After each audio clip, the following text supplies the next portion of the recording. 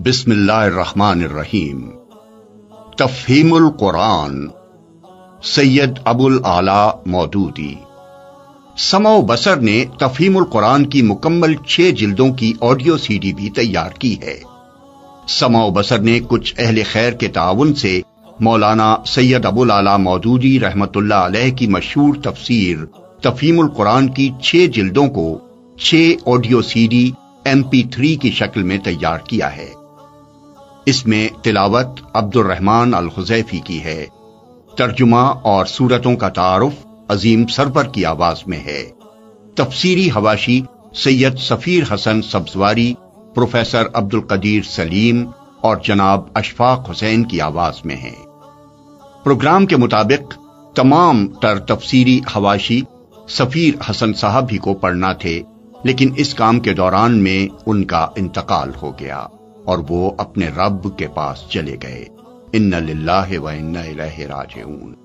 ان کے بعد دوسرے 2 حضرات کے تعاون سے اسے مکمل کیا گیا۔ اس کام میں جن افراد نے بھی حصہ لیا ہے ان کے لیے دعائے خیر کی درخواست ہے۔ اعوذ باللہ من الشیطان الرجیم۔ پناہ مانگتا ہوں اللہ کی شیطان مردود سے۔ بسم اللہ الرحمن الرحیم۔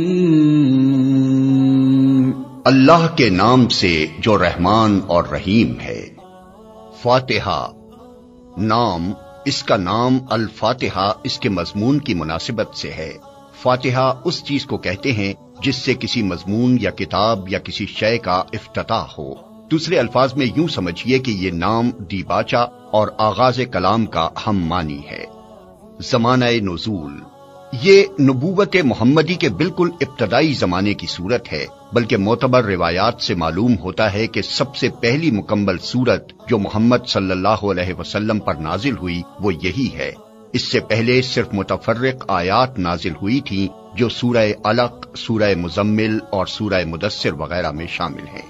مضمون، دراصل یہ سورہ ایک دعا ہے جو خدا نے ہر اس انسان کو سکھائی ہے جو اس کی کتاب کا مطالعہ شروع کر رہا ہو۔ کتاب کی ابتدا میں اس کو رکھنے کا مطلب یہ ہے کہ اگر تم واقعی اس کتاب سے فائدہ اٹھانا چاہتے ہو تو پہلے خداوند عالم سے یہ دعا کرو۔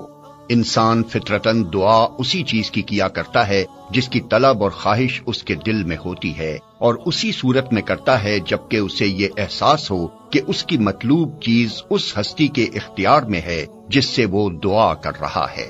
پس قرآن کی ابتدا میں اس دعا کی تعلیم دے کر گویا انسان کو یہ تلقین کی گئی ہے کہ وہ اس کتاب کو راہ راست کی جستجو کے لیے پڑھے، طالب حق کسی ذہنیت لے کر پڑھے اور یہ جان لے کہ علم کا سرچشمہ خداوند عالم ہے، اس لیے اسی سے رہنمائی کی درخواست کر کے پڑھنے کا آغاز کرے۔ اس مضمون کو سمجھ لینے کے بعد یہ بات خود واضح ہو جاتی ہے کہ قرآن اور سورہ فاتحہ کے درمیان حقیقی تعلق کتاب اور اس کے مقدمے کا سا نہیں بلکہ دعا اور جواب دعا کا سا ہے۔ سورہ فاتحہ ایک دعا ہے بندے کی جانب سے اور قرآن اس کا جواب ہے خدا کی جانب سے۔